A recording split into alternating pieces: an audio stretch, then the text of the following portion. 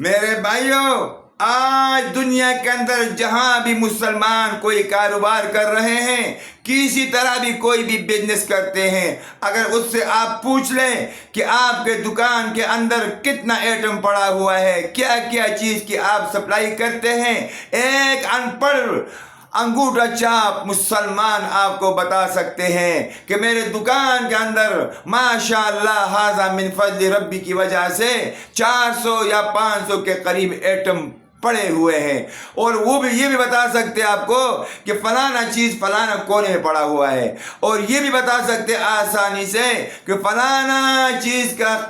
قیمت اتنا ہے، اور فلانا چیز جو ایکسپائری ڈیٹ ہے وہ فلانا تاریخ ہے۔ یہاں تک ان بچوں نے، ان بڑوں نے، مسلمانوں نے یاد کیا ہے، کیونکہ وہاں سے ہمیں 2 پیسے ملتے ہیں، وہاں سے ہمیں منافع نظر آ رہا ہے، وہاں سے ہمیں دنیا کے چند ٹکے نظر آ رہے ہیں، وہاں سے ہمیں اپنی خواہشات والی زندگی کے لیے مال مل رہا ہے۔ اور جب آپ اس مسلمان سے پوچھ لے، اس لڑکے سے پوچھ لے، اس بڈھے سے پوچھ لے، اس جوان مسلمان سے پوچھ لے کہ میرے بھائی بتاؤ وضو کے اندر کتنے فرض ہیں، نماز کے اندر کتنے فرض ہیں، اور بار کتنے فرض ہیں، اور یہ بتاؤ کہ ایمان کیا ہے، کرنے کے اندر کتنا فرض ہے، اور یہ بتاؤ کہ اس دنیا کے اندر اللہ نے ہمیں کس مقصد حیات کے لیے بھیجا ہے۔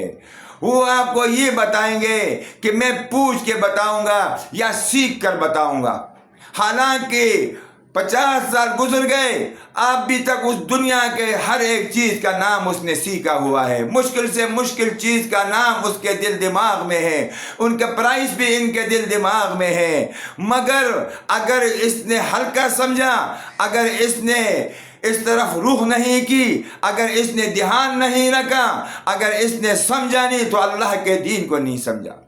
اگر اللہ کو دین کو سمجھتے، اگر اللہ کے دین سے محبت کر لیتے، اگر اللہ کے دین کو سینے سے لگا دیتے، تو یہ اسی وقت بتا سکتے تھے کہ اللہ نے مجھے اس دنیا فانی کے اندر اپنی عبادت کے لیے بھیجا ہے، اور نماز کے اندر اتنا فرض ہے، وضو کے اندر اتنا فرض ہے، اور نماز کے بعد اتنا ہے، اور ہر ایک چیز آسانی سے بتلا سکتے تھے۔ مگر میرے بھائیوں، اکثریت مسلمانوں سے آج پوچھو،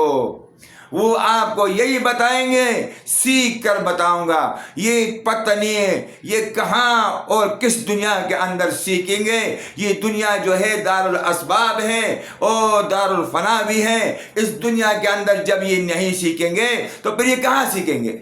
میرے بھائیوں، ناراض نہیں ہونا،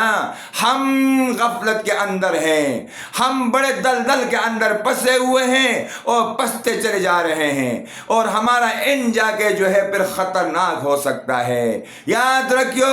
جس نے دنیا کے اندر اللہ کو چھوڑا، اللہ کی عبادت کو چھوڑا، اللہ کے سامنے جھکنے کی پرواہ نہیں کی، اللہ کے سامنے رونے دھونے کی پرواہ نہیں کی، اللہ کے حبیب صلی اللہ علیہ وسلم کے جو بھی اعمال ہیں ان کو سینے سے نہیں لگایا، اللہ عز و جل بھی اس کو ایسا ہی چھوڑیں گے۔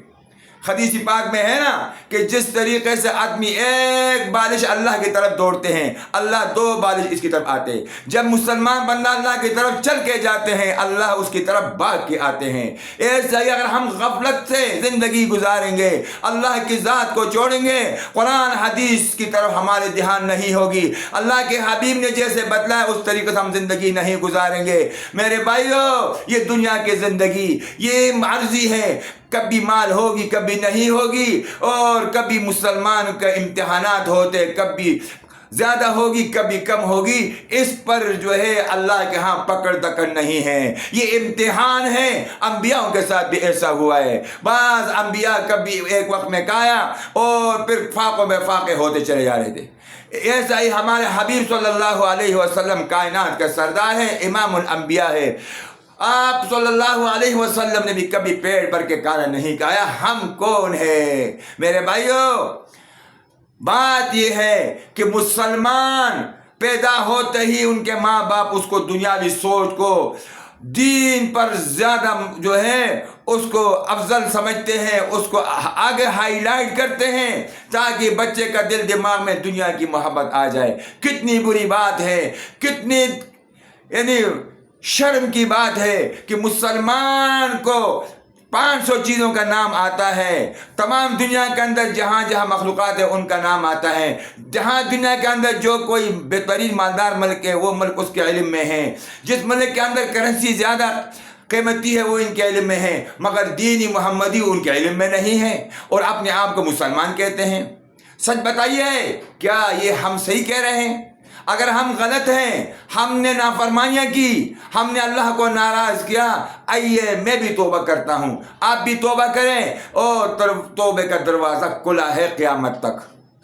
اور ہمارے لیے توبے کا دروازہ جو ہے موت تک کھلا ہے۔ موت سے پہلے اگر ہم نے توبہ نہیں کیا پھر قابل قبول نہیں ہوگا۔ دوستو، آج اللہ نے ہمیں موقع دیا ہے، آج ہمارے پاس ٹائم ہے، چھوڑیں دنیا کے چیزوں کو۔ ہمارے انڈیا والے اکثر کہا کرتے تھے ریون کے اندر کہ دنیا کے چیتڑے دنیا کے ٹیکرے، چھوڑو ان دنیا کے ٹیکروں کو، دنیا کے چیتڑوں کو، یہ چند دنوں کی ہے میرے بھائیوں، آخر ختم ہو جائے گی۔ اور میرے بھائیوں، اللہ کے ہاں ہم جب جائیں گے اگر خالی ہاتھ چلے گئے تو پھر خسارہ نقصان ہوگا۔ اس لیے اللہ نے مجھے آپ کو عقل بھی دیا ہے، شعور بھی دیا ہے، ہم اس عقل سلیم کو سامنے رکھ کر ایسا زندگی گزارے تاکہ اللہ عز و جل دنیا کے اندر بھی ہمیں بہت کچھ عطا فرمائے اور برزخ کے اندر ہم عزت سے رہ سکے، اور قیامت کے دن تمام مخلوقات انبیاء کے سامنے ہم عزت والا مقام کو حاصل کر سکیں، اور دائیں ہاتھ کے اندر نام اعمال ہمیں جنت کا ٹکٹ مل جائے۔